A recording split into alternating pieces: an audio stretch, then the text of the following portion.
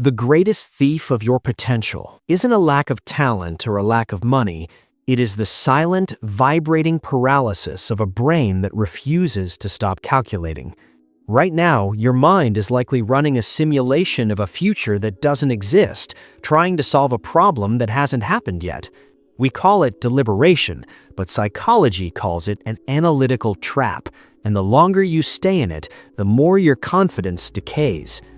There is a precise window of time, exactly 60 seconds, where a decision is either made or it begins to rot. In the next few minutes, I'm going to walk you through a cognitive reset that forces your brain out of simulation mode and into execution mode. By the end of this, you won't just make faster choices, you'll understand why your brain has been lying to you about the risks of being wrong. Think about the last time you were stuck. Maybe it was an email you drafted 5 times, a workout you debated starting until the sun went down, or a business idea you've been researching for 3 years. You tell yourself you're being thorough, you tell yourself you're being smart, but notice the physical sensation. The tight chest, the restless eyes, the heavy limbs. That isn't the feeling of a strategist at work, it's the feeling of a hunter who has forgotten how to strike. Biologically, your brain is a survival machine, not a happiness machine. It views every uncertain outcome as a potential predator.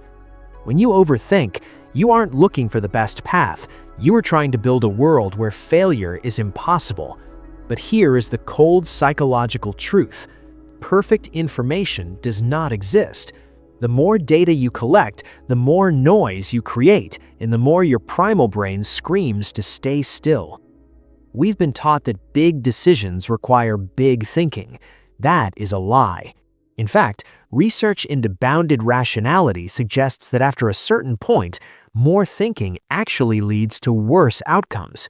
Your brain begins to weight trivial details, like the font of a presentation or the phrasing of a text, with the same importance as the core goal. You lose the signal in the noise. So, how do we break the loop? We use the 60-second cognitive reset. First, you must apply the rule of 3. When faced with a choice, give yourself exactly 60 seconds to identify only 3 possible paths, not 10, not maybe later, 3. This constraints thinking forces your prefrontal cortex to prioritize high-level strategy over granular fear. Second, perform a risk inversion. Instead of asking, "What if this goes wrong?"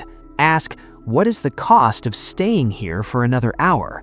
Usually the cost of inaction is a slow, invisible drain on your mental energy that is far more expensive than a minor mistake. Third, use the physical pivot. Overthinking is a seated activity. Action is a standing one. The moment those 60 seconds are up, you must physically move, send the draft, call the lead, close the tab. You are teaching your nervous system that your thoughts do not have the final say, your body does. Here is the twist most people miss. The right decision is almost always a myth. In the realm of high performance, the quality of your life is determined not by the correctness of your initial choice, but by the speed at which you iterate after making it. A bad decision made quickly allows for 3 corrections in the time it takes an overthinker to make 1 perfect move. You don't need more clarity, you need more courage. Clarity is a reward for those who act, not a prerequisite for those who wait.